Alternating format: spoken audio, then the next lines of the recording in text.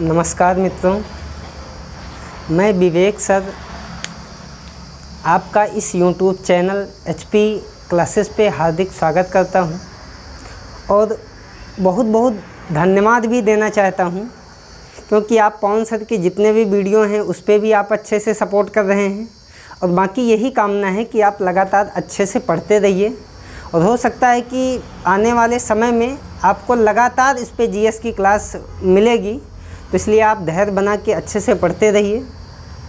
बाकी आज जो है हम GS के एक नए टॉपिक पे चर्चा करने के लिए आए हैं और इस टॉपिक का नाम है धार्मिक आंदोलन।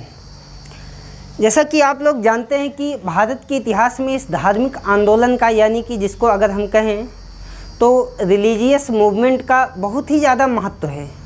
और महत्व इसलिए है कि कहा जाता है कि जो धार्मिक आंदोलन है ये भारत ही नहीं पूरे विश्व, अर्थात ये कहा जाए तो विश्व में बड़े पैमाने पे ये अपना स्थान बना चुका है। और ये एग्ज़ाम के दृष्टि से, कॉम्पिटिटिव एग्ज़ाम की दृष्टि से बहुत ही महत्वपूर्ण टॉपिक है। और अगर इसके बारे में हम बात करें तो हिस्ट्री का कोई भी एग्ज़ाम हो जिसमें आपसे हिस्ट्री पूछा जाता हो, अपेक्षा की जाती हो, तो उस एग्ज़ाम में यहाँ से क्वेश्चन 100% बनना ही बनना है क्योंकि बहुत ही महत्वपूर्ण टॉपिक है। तो इसको हम स्टार्ट करते हैं और इसका नाम है धार्मिक आंदोलन। जैसा कि आप जानते हैं, आपके सामने हेडिंग भी है धार्मिक आंदोलन। अगर हम धार्मिक आंदोलन की बात करें तो जो धार्मिक आंदोलन है, कहा जाता है कि भारत में अगर हम धार्मिक आंदोलन की बात करें तो ये मुख्य रूप से दो धार्मिक आंदोलन बहुत ही ज़्यादा चर्चित हैं। इनमें से ये जो धार्मिक आंदोलन है, इसको अगर हम दो भागों में बांट के पढ़ेंगे तो पढ़ने में ज़्यादा आसानी होगी। अगर इसको हम दो भागों में देखें तो ये जो धार्मिक आंदोलन है, इसमें एक आंदोलन तो बौद्ध धर्म के लोगों के द्वारा किया गया और जो दूसरा धार्मिक आंदोलन है ये जैन धर्म के लोगों के द्वारा किया गया। तो इस तरीके से इसको अगर हम दो भागों में डिवाइड करें तो इसमें एक तो हम पढ़ेंगे बौद्ध धर्म के बारे में, बौद्ध धर्म और उनसे जुड़ी हुई जो भी चीज़ें हैं, चाहे वो महात्मा बुद्ध के बारे में हों और चाहे उनके अनुयायियों के बारे में हों, चाहे उनकी संगीति के बारे में, बौद्ध संगीत के बारे में हों, चाहे उनकी शिक्षाओं के बारे में हों और चाहे उनकी मान्यताओं के बारे में हों, तो सब कुछ हम 1 बाय 1 करके इसमें चर्चा करेंगे। और जो दूसरा धार्मिक आंदोलन है उसको कहते हैं जैन धर्म। तो जैन धर्म के लोगों के द्वारा एक बार पुनः आंदोलन स्टार्ट किया गया था और इसको हम लोग कहते हैं जैन धर्म। तो इस तरीके से जो धार्मिक आंदोलन, इसको हम लोग दो भागों में बांट के देखेंगे। नंबर 1 बौद्ध धर्म और नंबर 2 जैन धर्म। अगर हम बौद्ध धर्म की चर्चा करें तो चर्चा करने का मतलब पहले इसका हम सिनाप्सिस अप्रोच देख लेंगे कि इसमें हमको क्या पढ़ना है, क्या नहीं पढ़ना है।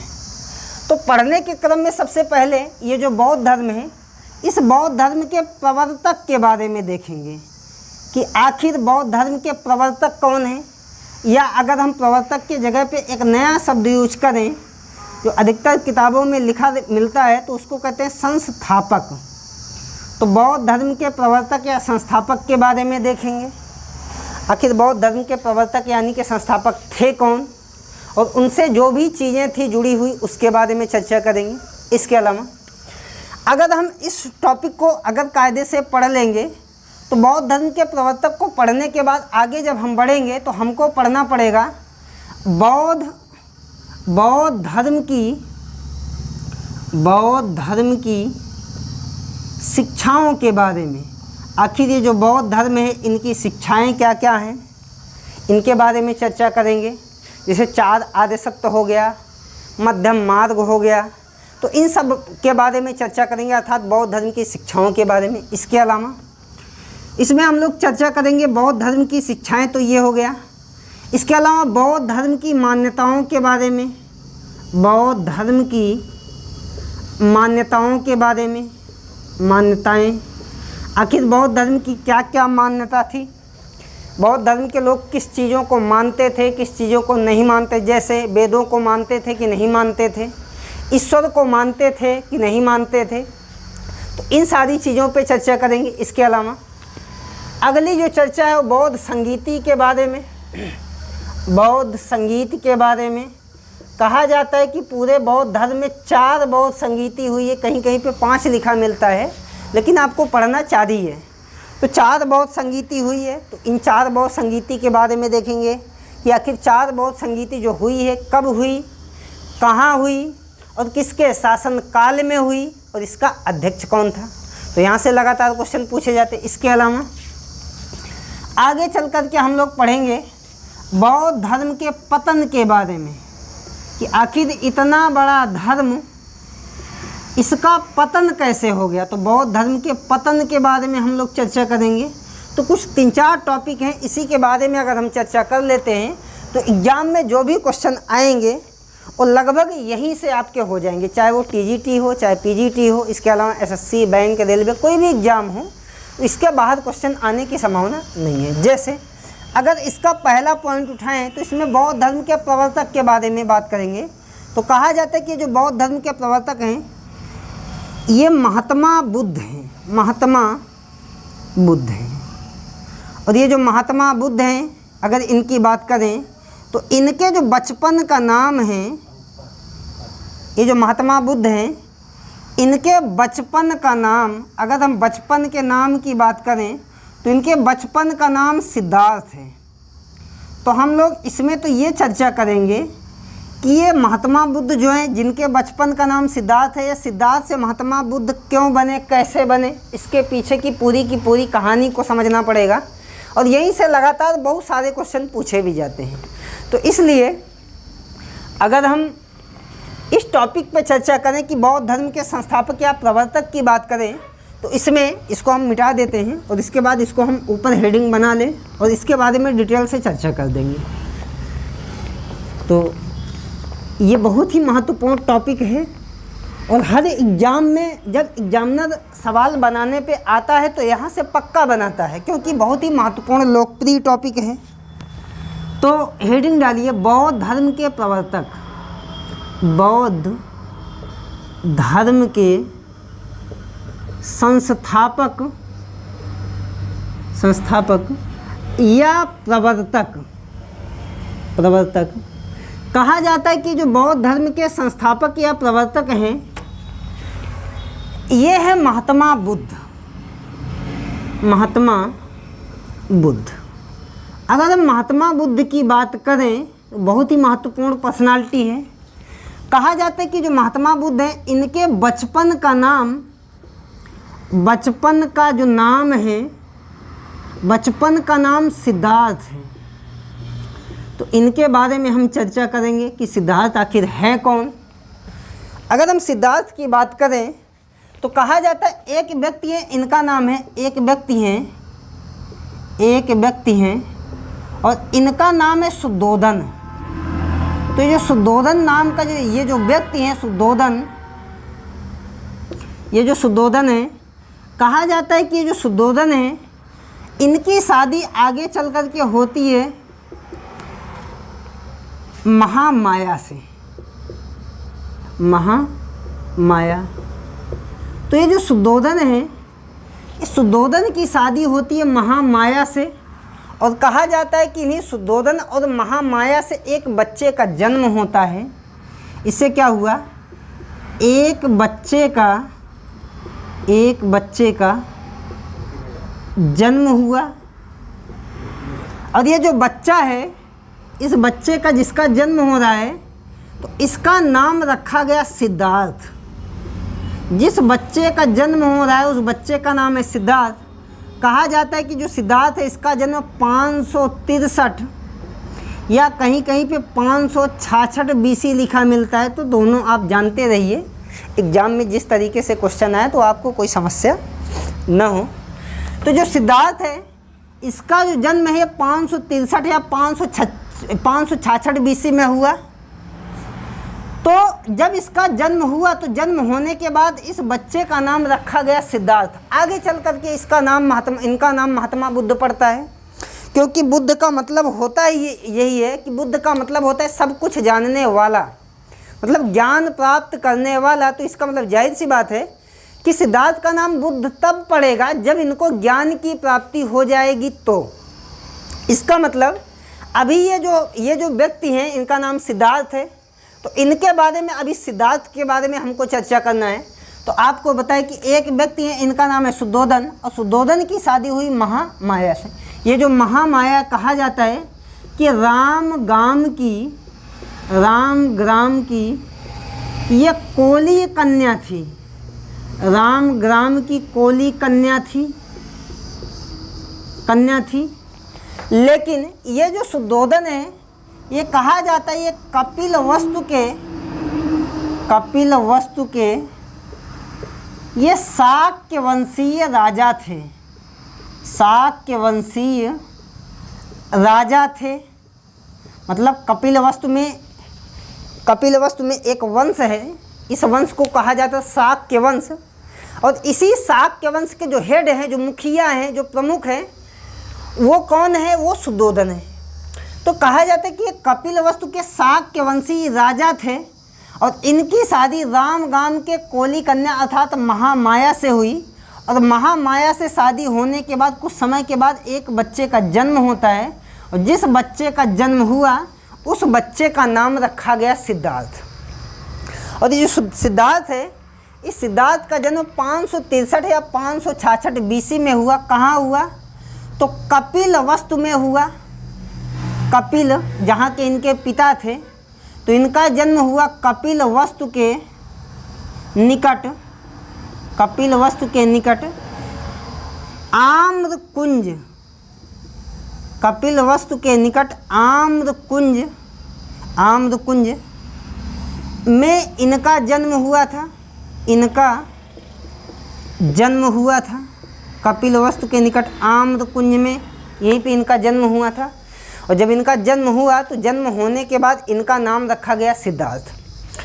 कहा जाता है कि जो सिद्धार्थ है, ये सिद्धार्थ का जब जन्म हुआ तो इनके जन्म के 7वें दिन, यानी कि 6 दिन बाद अर्थात 7वें दिन, तो इनके जन्म के 7वें दिन 2 घटना घटी, 2 घटना हुई। एक कहा जाता है कि इनके जन्म के 7वें दिन इनकी जो माता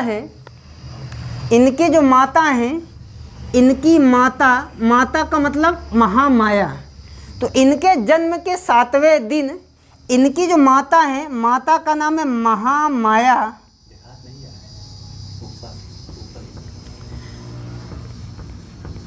तो जो सिद्धार्थ है इसको हम इधर लिख देते हैं, आपको दिखेगा नहीं उधर।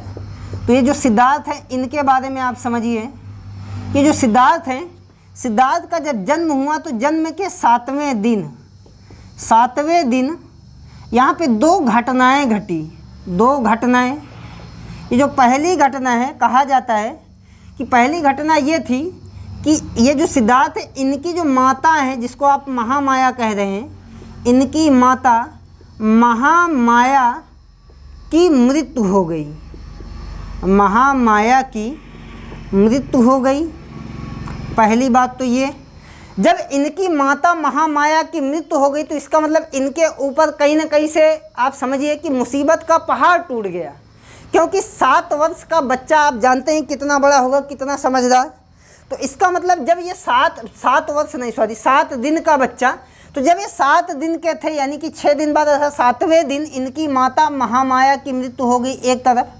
तो जब मृत्यु हो गई तो हुआ क्या कि भाई चूँकि बच्चा छोटा है, तो छोटा होने के क्रम में अभी इसको जो है इसके संरक्षक की ज़रूरत पड़ेगी, पालन पोषण इन सब चीज़ों के लिए, यानी कि इनकी देखभाल के लिए। तो कहा जाता है कि जब इनकी माता महामाया की मृत्यु हो गई तो इनकी मृत्यु होने के बाद इनका जो पालन, यानी कि इनका जो पालन पोषण है, इनका पालन पोषण इनकी मौसी, इनका पालन पोषण जो है इनकी मौसी का नाम था महाप्रजापति गौतमी। तो इनकी मौसी महाप्रजापति गौतमी ने किया। तो चूँकि बच्चा छोटा था तो भाई संरक्षक की ज़रूरत तो पड़नी है। तो इनके पालन पोषण के लिए कहा जाता है कि इनकी मौसी महाप्रजापति गौतमी ने इनका पालन पोषण किया। और आगे चल कर के ये पता चलता है कि इनकी मौसी जो महाप्रजापति गौतमी थी, इनसे जो है आगे चल कर के इनके पिता था शुद्धोधन ने शादी भी की थी, और शादी करने के बाद कहा जाता है कि शुद्धोधन का यानी कि इनकी गौतमी का एक अपना भी पुत्र था जिसका नाम नंद था। तो इनकी मौसी महाप्रजापति गौतमी ने किया, और आगे चलकर शुद्धोधन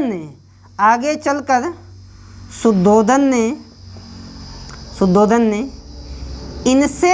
इनसे विवाह भी किया, और जब इनका विवाह हो गया उनके साथ, तो कहा जाता है इनसे जो बच्चा हुआ उस बच्चे का नाम नंद था। तो कभी आपसे पूछे कि बताओ भाई महाप्रजापति गौतमी का अपना पुत्र कौन था, तो आपको उत्तर देना है नंद। ठीक, तो इसका मतलब ये जो नंद है ये इनका अपना पुत्र था। चूँकि इनकी बहन का लड़का सिद्धार्थ है, तो सिद्धार्थ का मतलब ये सौतेली का माँ का लड़का है, इनका अपना कोई पुत्र तो है नहीं। आगे चल कर के जब शादी हुई, तो शादी होने के बाद इनसे जो लड़के की प्राप्ति हुई, जो बच्चे का जन्म हुआ, उसका नाम रखा गया नंद, और यही नंद इनका अपना पुत्र था। अगर कभी आपसे पूछे तो आपको कोई समस्या ना हो। इसके अलावा कहा जाता है कि ये तो एक तरफ एक घटना ये घटी, दूसरी तरफ क्या हुआ, दूसरी तरफ हुआ ये कि जब ये इनका जन्म हुआ, तो जन्म होने के 6 दिन बाद अर्थात 7वें दिन, जिस दिन इनकी माता का देहांत हुआ, उसी दिन कहा जाता है कि एक ब्राह्मण था, उसका नाम कौंडिन्य कालदेव था। तो कौंडिन्य कालदेव नामक ब्राह्मण ने भविष्यवाणी की कि जो सिद्धार्थ नाम का जो लड़का है ये आगे चल कर के या तो बहुत बड़ा चक्रवर्ती सम्राट बनेगा, और या तो बहुत बड़ा या महान सन्यासी बनेगा। तो ये भविष्यवाणी की। तो कहा जाता है कि आगे चल कर के इनके जन्म के 7वें दिन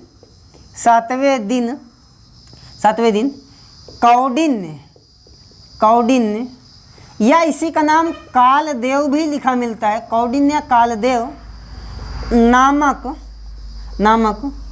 ब्राह्मण ने भविष्यवाणी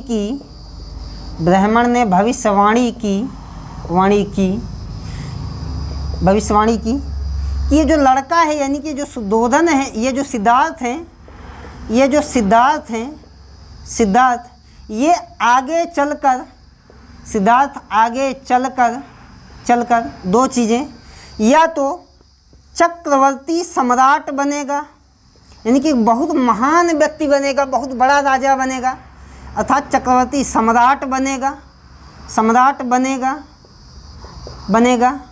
या आगे चलकर ये बहुत बड़ा सन्यासी बनेगा। और आगे चल कर के कहा जाता है कि इस कौंडिन्य कालदेव नामक ब्राह्मण की भविष्यवाणी सत्य भी हुई। और हुआ क्या कि कहा जाता है कि जैसे प्राचीन काल में अगर हम देखें तो प्राचीन काल में जो भी बच्चे का जन्म होता था, उसमें ब्राह्मण को बुलाया जाता था और वही उसका नामकरण करता था, क्योंकि ब्राह्मण को सर्वश्रेष्ठ व्यक्ति के रूप में हम लोग जानते थे। तो यही कारण है कि ब्राह्मण को बुलाया जाता। तो ये एक ट्रेंड चला आ रहा था, मतलब एक परंपरा थी। जैसे आज भी अगर आप देखें तो आज तो मान लीजिए कि वर्तमान इस युग में तो बहुत आगे चला गया है हमारा जो समाज है, लेकिन फिर भी कहीं ना कहीं अभी अब जहाँ पे आप देखें कहीं ना कहीं जहाँ पे यानी कि ब्राह्मण बाहुल्य क्षेत्र है, वहाँ आज भी जो है ब्राह्मणों को बुलाया जाता है। और बुलाने के बाद जो है वहाँ पे क्या किया जाता है कि बच्चों का नामकरण कराया जाता है।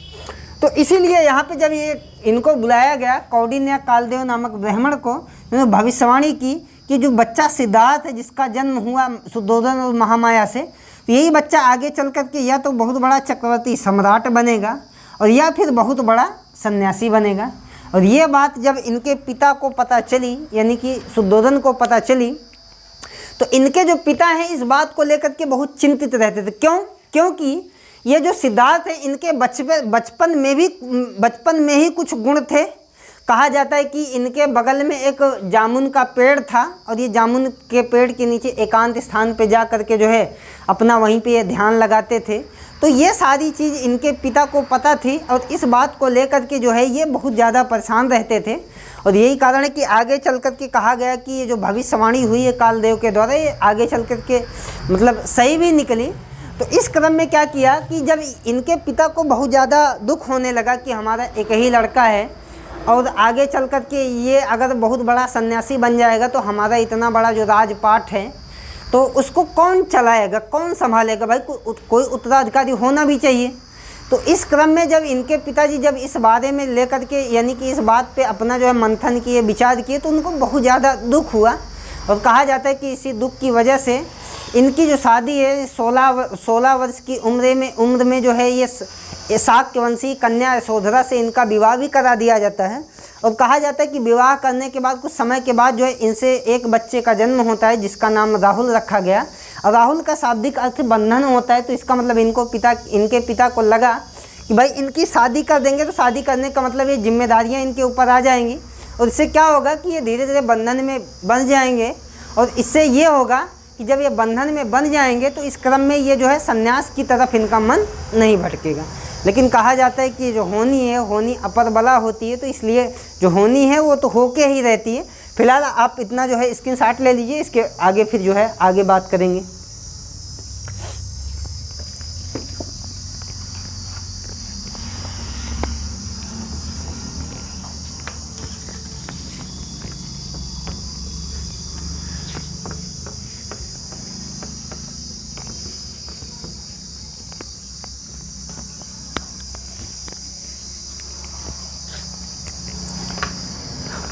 कहा जाता है कि ये जो शुद्धोधन है, ये जो सिद्धार्थ हैं,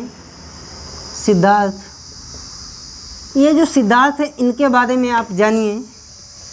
तो जब कहा गया कि ये आगे चल कर के या तो बहुत बड़े सन्यासी बनेंगे या तो बहुत बड़े चक्रवर्ती सम्राट बनेंगे, तो इस बात को लेकर के इनके पिताजी के मन में बहुत ज़्यादा चिंता होने लगी, इनको बहुत ज़्यादा ये दुख देने लगी। तो इस क्रम में क्या किए कि जो सिद्धार्थ हैं, सिद्धार्थ की करा दिए शादी, यानी कि सिद्धार्थ की जो शादी है ये आगे चल कर के कहा जाता है कि यशोधरा नामक लड़की से हुई, यशोधरा से हुई शादी। तो इनकी शादी यशोधरा से हुई और कहा जाता है कि ये जो यशोधरा है ये भी शाक्य वंश की कन्या थी, शाक्य वंश की कन्या। चूँकि जब ये इनके पिता शाक्य वंश के थे तो जिससे शादी होगी तो इसका मतलब वो भी शाक्य वंश की ही होंगी। तो इनकी जो शादी हुई ये यशोधरा नामक कन्या से हुई और कहा जाता है कि शाक्य वंश की कन्या थी। और आगे चल कर के इनसे एक बच्चे का जन्म हुआ।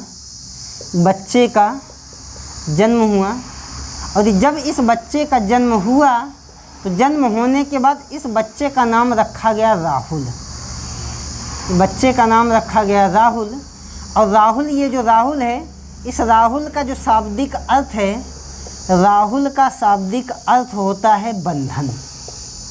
राहुल का शाब्दिक अर्थ क्या होता है? बंधन। तो इनके पिता को लगा कि अगर जब इनकी शादी हो जाएगी तो इसका मतलब ये जो सिद्धार्थ हैं ये बंधन में बन जाएंगे और बंधन में बंधने के बाद इनका मन संन्यास की तरफ नहीं जाएगा। तो आगे चल कर के कहा यह गया कि जो सिद्धार्थ हैं ये एक बार अपने महल में थे और महल में रहने के अलावा जो है इनको जो है एक बार ये नगर भ्रमण के लिए निकलते हैं, घर से बाहर जाते हैं घूमने के लिए। इसका मतलब इसके पहले कभी अभी नगर में टहले नहीं है, चूँकि इनके पिता जो हैं ये बहुत बड़े जो है राजा थे, तो इनका राज्य क्षेत्र भी बहुत बड़ा था। तो इसलिए हुआ क्या कि एक बार ये जो सिद्धार्थ हैं ये अपने महल में थे और इनका जो है नगर भ्रमण के लिए, यानी कि नगर भ्रमण के लिए इनका जो है मन कर रहा, तो ये नगर भ्रमण के लिए एक बार निकले। कहा जाता है कि जब ये घर से अपने महल से बाहर निकले, तो जब ये घर से बाहर गए तो बाहर जाने के क्रम में दो चीज़ें। नंबर एक, इनके साथ जब ये बाहर निकले तो चूँकि भाई ये राजा के लड़के थे तो इसका मतलब ये पैदल तो जाएंगे नहीं, तो इसका मतलब जब ये बाहर निकले तो इनके साथ में इनका जो घोड़ा है, इनके घोड़े का नाम था कंथक, या कहीं कहीं पे छन्नक लिखा मिलता है। तो इनका जो घोड़ा है, इनके घोड़े का नाम था कंथक। तो जब ये घर से बाहर निकले तो निकलने के क्रम में इनका घोड़ा कंथक और इसके अलावा इस घोड़े को चलाने वाला एक सारथी था, तो इनके साथ में इनका घोड़ा कंथक और इनका सारथी चन्ना बाहर निकला। चन्ना, तो घोड़े कंथक और सारथी चन्ना के साथ ये जब नगर भ्रमण के लिए बाहर निकले तो निकलने के क्रम में जब ये नगर में पहुँचे तो नगर में पहुंचने के क्रम में इनको चार चीज़ें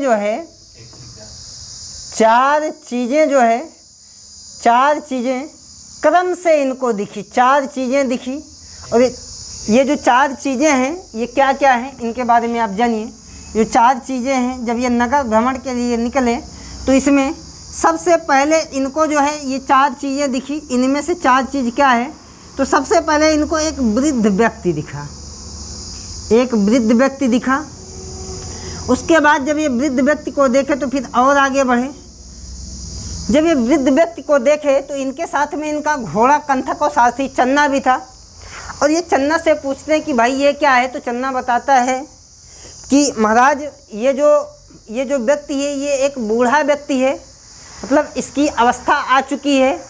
और कहा जाता है कि इतना बूढ़ा व्यक्ति था कि ये जो है लाठी के सहारे या डंडे के सहारे जो है चलता था, कमर के बल झुक गया था, इसके चेहरे पे जो है झुर्रियाँ पड़ गई थी। तो इसका मतलब जब इसको देखे तो भाई नगर भ्रमण के लिए पहली बार निकले हैं, तो इस क्रम में जब इनको अजीब चीज़ें दिखेंगी तो इनको ये लगेगा कि भाई ये है क्या। तो इस क्रम में अपने साथी चन्ना से पूछते हैं कि चन्ना ये क्या है, तो चन्ना बताता है कि महाराज ये जो है एक बूढ़ा व्यक्ति है, इसकी अवस्था आ चुकी है, ये एकदम बूढ़ा हो चुका है।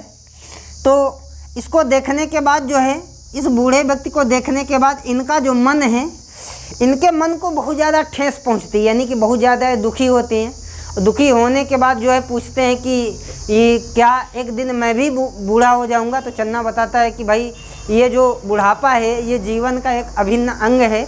तो इसका मतलब ये है कि जो व्यक्ति संसार में आया हर व्यक्ति को एक न एक दिन बूढ़ा होना ही पड़ेगा, वो चाहे आप हों चाहे मैं हूँ।